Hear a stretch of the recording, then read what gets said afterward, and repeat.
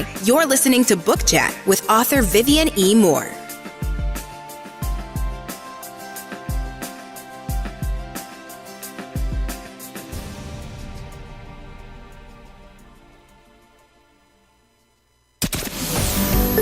Welcome, everybody, to this week's episode. We really appreciate you joining us. This podcast really shows us how we can all learn, live, and thrive off of each other. By sharing our knowledge through our conversations, we will impart some knowledge whilst learning ourselves how to progress even further. Here is your host. Thanks for joining us.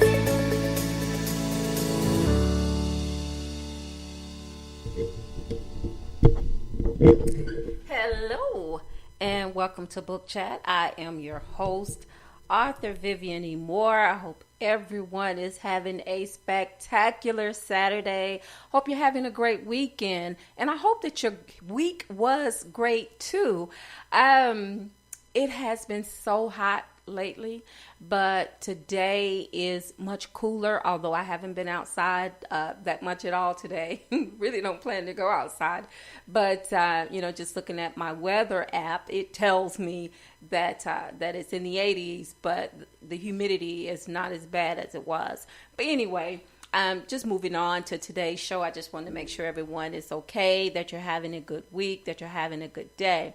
All right, so the title of today's show is Giving You the Best That I Got, and the topic is dedication to your writing goals.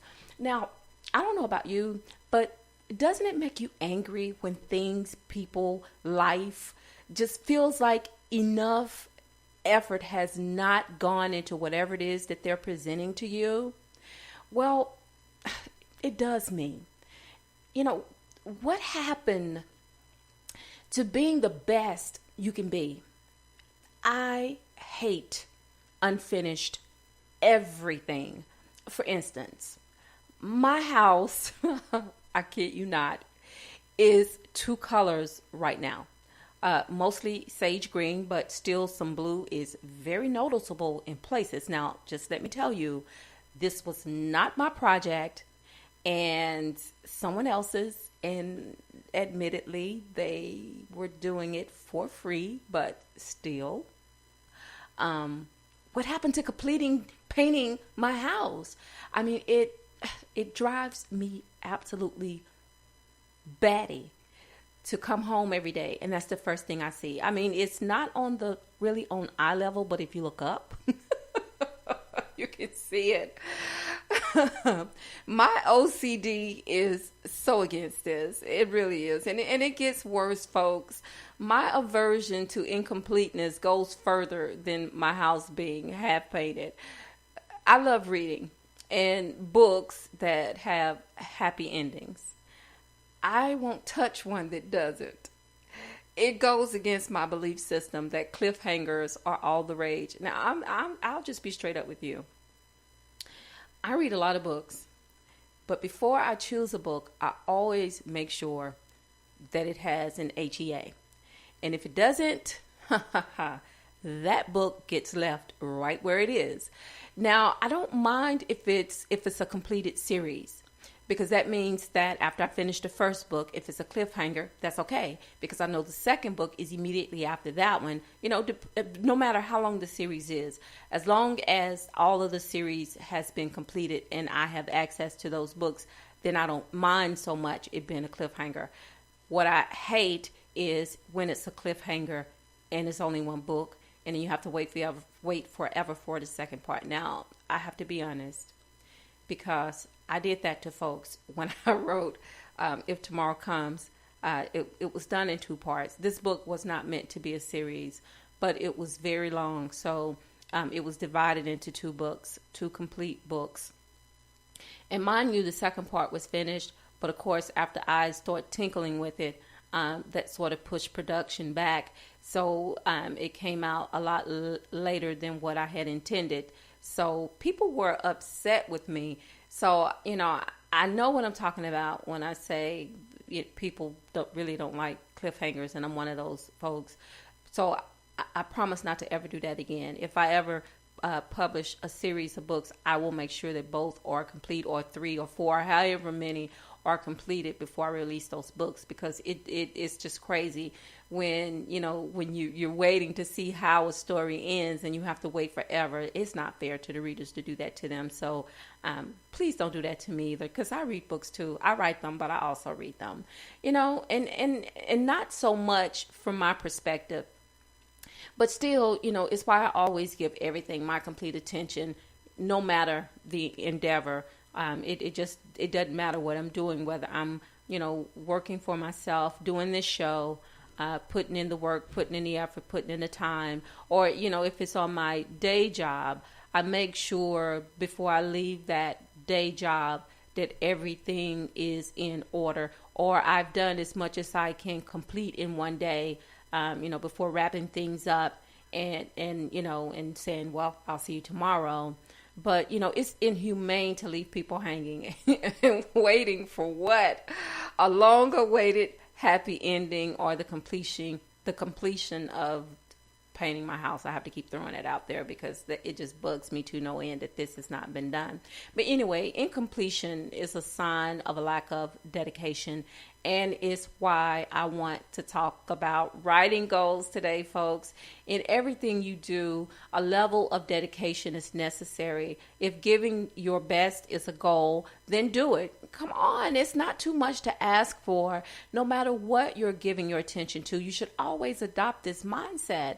Believe me, if you're giving your all to a project, once completed and shared with the public, they will let you know. And if you're not, the readers will tell you that too. I think that when most people read books, they always try to leave a review.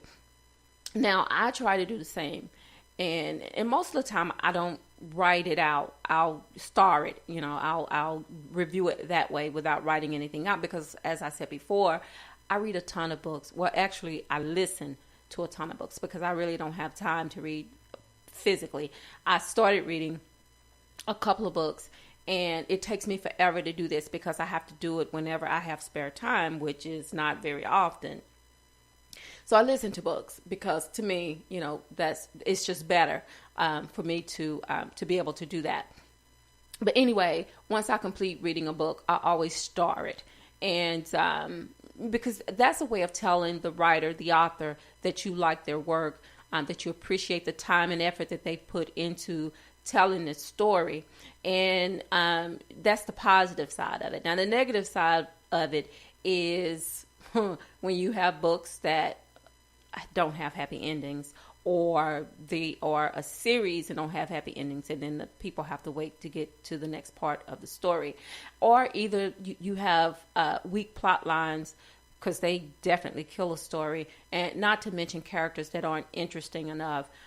You need to avoid all this by only focusing more on details and becoming wholly absorbed in the project. And I just think that's fair to everyone that's involved, whether it's the writer or the reader. I think we owe them that much to make sure that that we're dedicated to what we're doing, and let that dedication prove itself in the way that we tell the story, in the time that we've dedicated to the story, in everything that's involved with writing a book. You have to give your best to it. Give it the best that you got, because I don't like half stepping, no matter what. I hate it. And trust me, anything worth working hard for is deserving of giving your best all the way through. Now, I have a strict schedule that I stick to daily, and consistency is vital to me. I not only perform this when writing, but also, as I said before, in my daily life. It may seem redundant, but it's not. As children, we learn through repetition, systematic functions that shaped our minds and honed our skills. And the same is necessary when giving your best, just to stay dedicated to any goal. And to me, it's just a great practice. If you maintain the schedule all the way through your life or all the way through your day. Some people have to take baby steps. They can't think that far ahead. They don't plan that far ahead. They just let me get through today, and then I'll worry about tomorrow when I get to it. But, for me, I try to stay focused. And, I start at the beginning, but I always try to see my way all the way to the end. And I try to stay consistent, to stay on point. It's just like when you're at home and you have keys or whatever. So you have a system that you use. When you come home, you put your keys in a specific place. If you're a lady, you put your purse in a specific place. If you're a guy, you put your wallet in a specific place. Everything has its place in your life, because the next time you need it, you want to be able to find it without having to look for it. Okay, so this applies to how you do things as far as dedication is concerned. You're dedicated to making sure that your life is easy as possible. And so you should do the same thing when it comes to your writing goals. Be consistent. Always be consistent. Follow through. I'm not the type person who leaves projects undone. Now, I am the type of person who starts more than one project at a time, but, I've been known to work on 2 stories at a time, because, that's just my process. That's just how my mind works. I can do more than one thing at a time. I can multitask. As a woman, that's something I think that comes natural to us, because, most of us are parents. And so when you have kids, you have to learn how to do a multitude of things while you're trying to do other things at the same time. So I've learned, from experience, from having 4 children, and, and that's just how my life was. So I never got out of the habit of multitasking, and I still do that to this day. But still, in multitasking, I always make sure that I complete what I start. I don't feel right. I cannot rest if I don't finish what I start. And I mean, like I said, I am OCD. I can admit that. I'm not ashamed to say it. But I mean, I'm not as drastic as some folks are, but I know that it's there. I have the symptoms. I have the signs that it exists within me. So, so I deal with it. But, at the same time, I know that OCD is what drives me to be dedicated to what I do. I cannot be otherwise. It just does not sit well with me. Sometimes I go to bed at night, and I don't know about you, but this is what I do. I go to bed at night, and it's like my body is tired and it's laying down, but my brain is still up, thinking and processing. And did you do this? Did you do that? So if I'm not thinking about that, I'm thinking about, how I can improve my writing skills. There's always something going on up there, and finally, it used to be so bad that it would wake me up. And I couldn't get back to sleep, especially if an idea or a scene came to me while I was sleeping, because that's how a lot of my ideas came for the books that I've written came about, was, through dreaming. But anyway, I could not get back to sleep if I didn't get up and write. So I always kept a pen and paper on my bed. So if an idea came to me while I was sleeping, I could write it down, I could jot it down, and then I could go back to sleep. So, and I do that at work a lot too.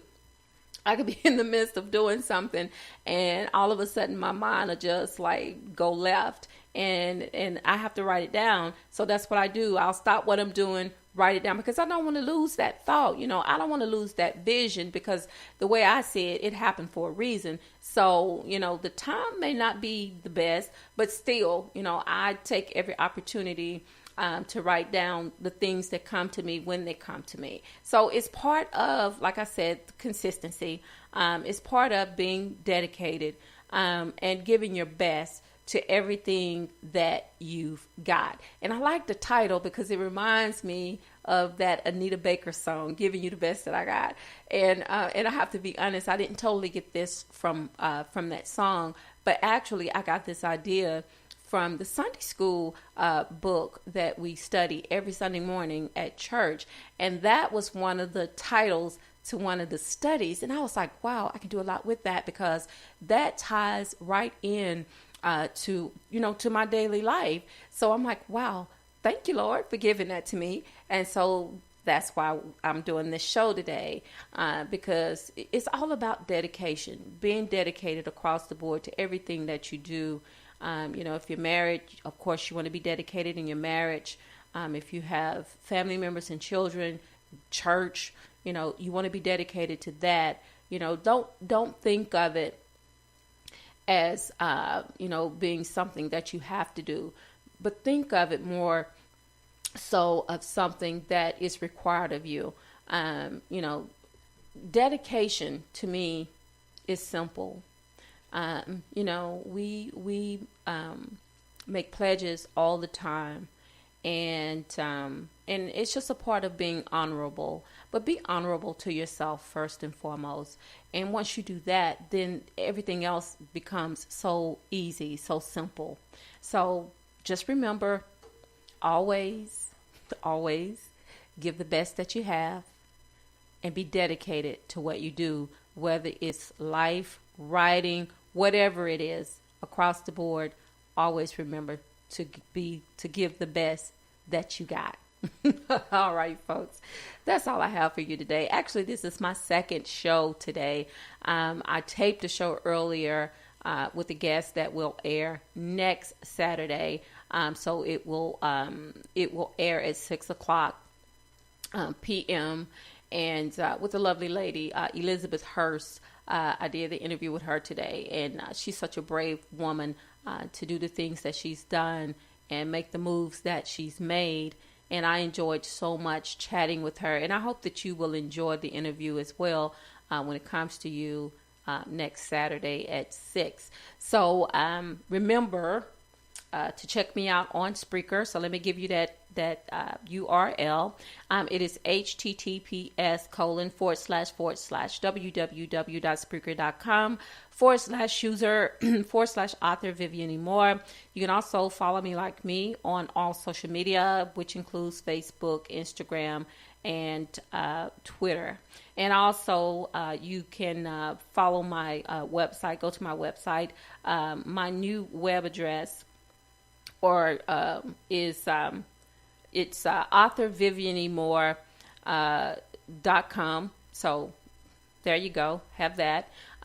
You can just plug that in, and it'll take you straight to my web address. To my web address. It's the same outline, but it's worth. Excuse me. I keep trying to lose my voice. It's worth checking out. So go out there and take a look at it. And also, if you want to follow my blog, that is at https://vivianemore.blogspot.com. And if you missed today's live version of the show, you can catch it again on iTunes and iHeartRadio.com, as well as Spotify. It is out there as well. All right, so tomorrow is worship day. Make sure that you are planning to go out to worship tomorrow. Take your family, take some neighbors, and by all means, take some children. And also tell someone that you love them, because tomorrow is not promised. Today may be the only chance that you get to say that. So I love you. I hope you love me back. Until the next time you hear my voice, God bless you and goodbye.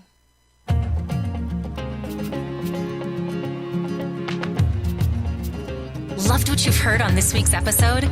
Well, the answer is simple. It would mean the world to us if you could head over to iTunes and leave us a 5-star review and feedback. Spreading the word really is the best way to grow our podcast and achieve even greater things. Thank you. Thanks for joining us